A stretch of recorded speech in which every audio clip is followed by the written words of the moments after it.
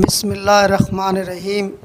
اللہ کے نام سے شروع جو بڑا مہربان نہایت رحم والا۔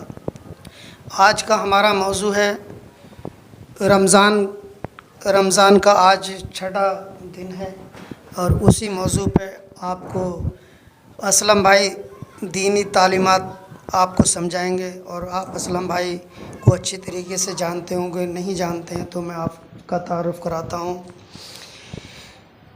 اسلم بھائی حافظ یامین بھائی کے چھوٹے بھائی ہیں، اور یامین حافظ جی جو بنڈیا مدرسے میں امامت کرتے تھے اور جامع مسجد میں مدرسے میں بچوں کو تعلیم دیا کرتے تھے، وہ آپ کے بڑے بھائی تھے۔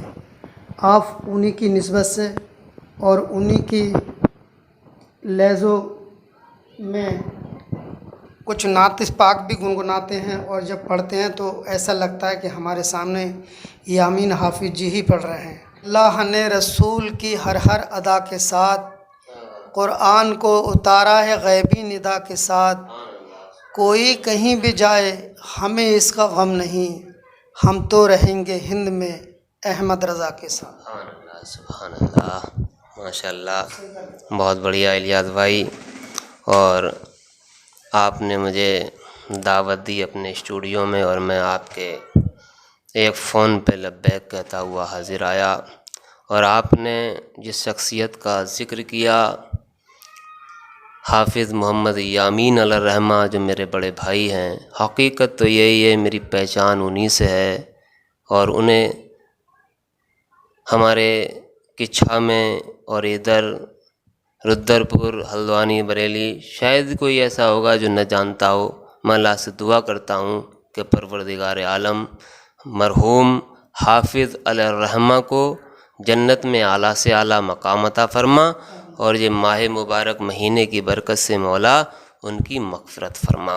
نحمدہ و نصلی علی رسولہ الکریم، اما بعد، فاعوذ باللہ من الشیطان الرجیم، بسم اللہ الرحمن الرحیم، اہدنا الصراط المستقیم، صدق اللہ العظیم۔ آئیے ہم دونوں مل کے ایک بار درود شریف پڑھیں۔ جب ہم دونوں پڑھیں گے تو ہمارے سننے والے بھی انشاءاللہ تعالیٰ درود شریف پڑھیں گے۔ اللہم صلی علی سیدنا و مولانا محمد و بارک وسلم، صلاۃ و سلام علیک یا رسول اللہ، یا نبی اللہ، یا حبیب اللہ صلی اللہ تعالیٰ علیہ وسلم۔ الیاس بھائی، اللہ کا لاکھ لاکھ شکر ہے کہ اس مالک ارض و سما نے مجھے اور آپ کو اپنے نبی کریم صلی اللہ علیہ وسلم کی اہل بیت اور صحابہ کا مسلک اہل سنت عطا فرمایا۔ صحابہ کا عقیدہ تھا، اور قیامت تک آنے والے ہر غلام صحابہ اور اہل بیت کا یہ عقیدہ رہے گا کہ ہمارا نبی اپنے قبر انور میں زندہ ہیں۔ اللہ نے اپنے حبیب کو شان و قوت سماعت عطا فرمائی کہ میرے آقا پست پست یعنی دھیرے سے دھیرے آواز کو سننے کی طاقت رکھتے ہیں، چاہے وہ آواز دنیا کے کسی کونے اور خطے میں ہو، میرے آقا توجہ فرمائیں تو نہ صرف سننے کی طاقت رکھتے ہیں بلکہ میرا نبی پڑھنے والوں کی حیثیت شخصیت کو جانتا اور پہچانتا ہے، کون مجھ پہ درود پڑھ رہا ہے، کون مجھ پہ سلام پڑھ رہا ہے۔ صاحب عبدالغابہ معرفت صحابہ اور دیگر بزرگوں نے لکھا ہے کہ اللہ کے لاڈلے محبوب کے صحابی حضرت نعیم بن عبداللہ النخام، ان کا نام نعیم بن عبداللہ ہے، نخام ان کا لقب ہے، اور نخام عربی میں کہتے ہو شخص کو ہیں جو کھانستا ہو، جسے کھانسی آتی ہو، جو بار بار کھانستا ہو، تو ان کو کھانسی آتی تھی تو ان کا لقب تھا نخام، نام تھا ان کا نعیم بن عبداللہ۔ اور ان کا لقب کیوں پڑا، اس کی وجہ کیا تھی اور اس کا سبب کیا تھا؟ اللہ کے لاڈلے محبوب جناب محمد رسول اللہ صلی اللہ علیہ وسلم جب آسمانوں سے واپس آئے تو آپ نے فرمایا، لوگوں میں نے نعیم بن عبداللہ کی کھانسی کو جنت میں سنا ہے۔ اللہ کے نبی کا صحابی زمینوں پہ کھانسا، میرے مصطفیٰ نے اس آواز کو جنت میں سنا۔ جو نبی زمینوں کی کھانسی کو افلاک پہ سن سکتا ہے، آسمانوں پہ سن سکتا ہے، تو اسے کون سا مشکل ہے کہ ہم غلاموں کی آواز کو سننا کون سا مشکل ہے، اور ہمیں پہچاننا کون سا مشکل ہے؟ بلکہ اللہ کے رسول فرماتے ہیں، جب کوئی میرا پیارا امتی مجھ پہ پیار سے درود پڑھتا ہے تو میرا رب مجھے ادھر متوجہ کر دیتا ہے اور میں اپنے پڑھنے والے کے درود کو سنتا بھی ہوں اور اس کا جواب بھی دے دیتا ہوں۔ تو میں تو یوں کہتا ہوں کہ بارگاہ رسالت مآب میں درود شریف پڑھنا واحد ایک ایسی عبادت ہے جس میں اللہ کی طرف سے ثواب ملتا ہے، مصطفیٰ کی طرف سے جواب ملتا ہے۔ تو ہم دونوں پھر ایک بار درود شریف پڑھیں۔ اللہم صلی علی سیدنا و مولانا محمد و بارک وسلم، صلاۃ و سلام علیک یا رسول اللہ یا نبی اللہ یا صلی اللہ تعالیٰ علیہ وسلم۔ اگر لوگوں کو پتہ چل جائے کہ رمضان میں کیا ہے تو وہ آرزو کریں گے کہ پورا سال رمضان ہی رہیں۔ اگر لوگوں کو معلوم ہو جائے کہ رمضان میں کیا ہے تو وہ یہ آرزو کریں گے کہ پورے سال ہی رمضان رہیں۔ اللہ تعالیٰ نے اتنی رحمتیں اور اتنی برکتیں اس مبارک مہینے میں رکھی ہیں کہ اللہ قرآن مجید برہان رشید میں ارشاد فرماتا ہے، یا ایھا الذین آمنوا کتب علیکم الصیام کما کتب علی الذین من قبلکم۔ یہ اللہ تبارک و تعالیٰ کا ارشاد باری ہے، اے ایمان والو تمہارے اوپر روزے فرض کیے گئے۔ اے ایمان والو تمہارے اوپر روزے فرض کیے گئے جس طرح تم سے پہلوں پر فرض کیے گئے۔ جس طرح تم سے پہلوں پر فرض کیے گئے۔ کیوں فرض کیے گئے؟ کیا وجہ تھی؟ کیا سبب ہے؟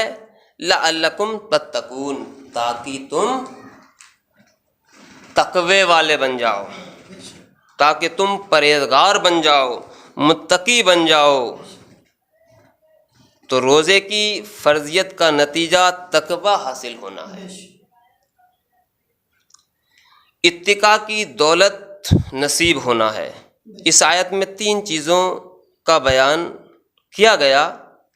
سب سے پہلے ایمان والو تم پر روزے فرض کیے گئے قرآن پاک کے اندر۔ اے ایمان والو تم پر روزے فرض کیے گئے۔ دوسری بات، جس طرح تمہاروں سے پہلوں پر فرض کیے گئے۔ اب تیسری بات اللہ نے قرآن مجید میں فرمائی، تاکہ تمہیں تقوی کا نور حاصل ہو، تمہیں اتقاء کی دولت نصیب ہو، تم روزہ رکھو، پرہیزگار بن جاؤ، تقوی حاصل کرو، اور بھوک اور پیاس اس کا کاٹنا، یہ روزہ آج کی ڈیٹ میں اپنے یہاں پر کم سے کم کئی گھنٹے کا روزہ ہے، اور ہم کئی گھنٹے بھوکا پیاسا رہ کر روزہ رکھتے ہیں۔ تو اللہ کا صرف مقصد یہی ہے، فرض روزے اسی لیے کہے گئے کہ تم متقی بن جاؤ، پرہیزگار بن جاؤ۔ اور یہ ماہ مبارک مہینہ جو ہے وہ اپنے دامن میں بے شمار رحمتیں، بے شمار برکتیں لیے ہوئے آیا ہوا ہے۔ تو میں آپ کے چینل کے مادھیم سے یہ عوام کو بتانا چاہوں گا کہ اللہ کے رسول صلی اللہ علیہ وسلم نے ارشاد فرمایا کہ رمضان المبارک کے مہینے میں ایک نیکی کرو تو 70 کا ثواب پاؤ۔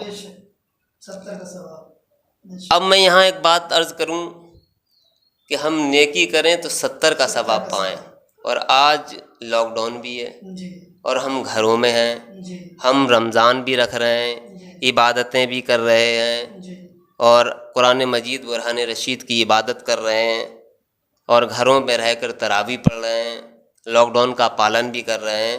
تو لاک ڈاؤن کے پالن کرتے کرتے ہم صبح فجر کی نماز پڑھیں، اور اگر ہم نے ایک پارہ پڑھا تو اللہ تبارک و تعالیٰ ارشاد فرماتا ہے کہ رمضان المبارک کے مہینے میں ایک نیکی کے بدلے تمہیں 70 عطا کروں گا۔ تو ہم نے ایک پارہ پڑھا تو ہمیں 70 کا ثواب ملے۔ اگر ہم نے ایک قرآن عظیم پڑھا تو آپ اندازہ لگاؤ 70 قرآن پاک کا ثواب ملے۔